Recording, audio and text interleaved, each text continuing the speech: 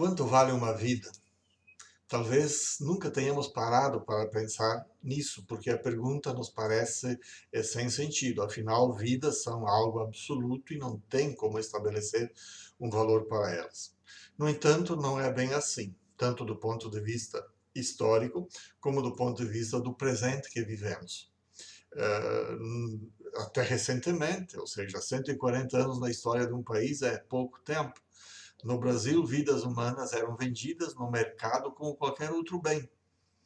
Um escravizado no mercado brasileiro, na segunda metade do século XIX, podia valer entre 300 mil réis e um conto de réis.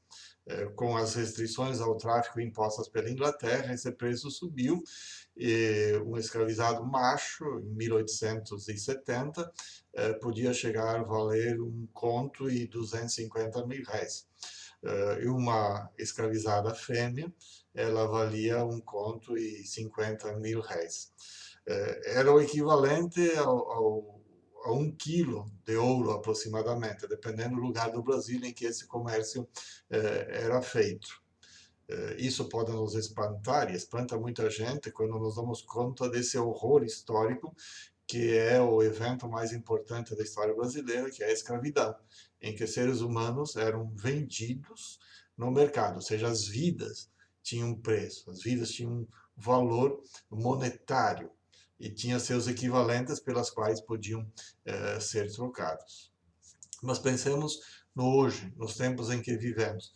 Essa pergunta ainda pode ser feita? Será que as vidas hoje têm valor, têm preço, podem ser compradas e vendidas? Muita gente, mais uma vez, vai ficar espantado. Mas se olharmos friamente o que acontece ao nosso redor, vemos que as vidas, mesmo que não se digam, elas têm valor. O salário mínimo é apenas uma referência, quanto uma vida vale por mês. Mas tomemos um exemplo mais pontual e talvez mais chocante. Pergunto: quanto valia a vida daquele trabalhador do Recife num hipermercado que teve um mal súbito e caiu morto, e para que o hipermercado não deixasse de funcionar, seu corpo foi escondido com guarda-sóis? Concretamente, a vida daquele homem valia menos do que o faturamento diário do hipermercado.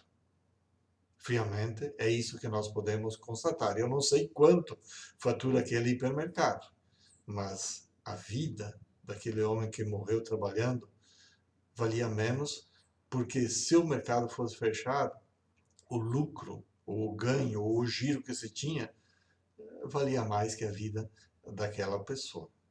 É algo que nos faz pensar e a propaganda nos faz pensar quando uma bandeira de cartões de crédito diz que tudo pode ser comprado com aquele cartão.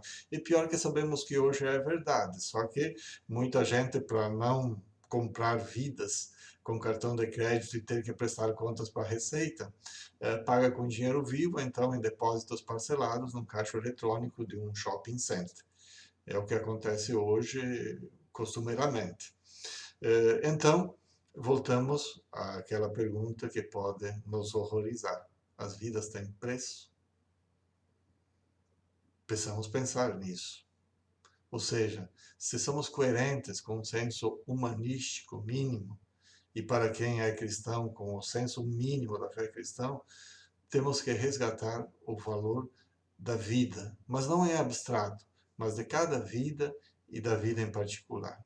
Porque não podemos dar nada em troca da vida. Podemos ter tudo, mas se perdemos a nossa própria vida, não temos nada. Só há uma razão pela qual podemos entregar a nossa vida, pela qual podemos dar a nossa vida, não vendê-la, dá-la. É a mesma razão que teve Jesus Cristo, que deu a sua vida pela vida das outras pessoas. E no seguimento de Jesus Cristo, tantas outras pessoas que deram a própria vida para que outras pessoas tivessem vida. E não precisamos ir longe, temos exemplos aqui no Brasil, bem perto de nós. Penso, por exemplo, em Chico Mendes, em Margarida Alves, em Santos Dias da Silva, em Madre Dulce, em Dom Helder Câmara, em Dom Pedro Cassaldáliga, e a lista poderia ser imensa. Alguns que deram a sua vida como mártires, derramando o seu sangue, e outros que deram a sua vida testemunhando esse amor para com as outras pessoas, o amor que ama tanto que é capaz de dar a vida pelos outros. A vida não tem preço, mas ela pode ser doada por amor. É a única razão pela qual nós podemos trocar a nossa vida por um bem maior que é a vida dos outros.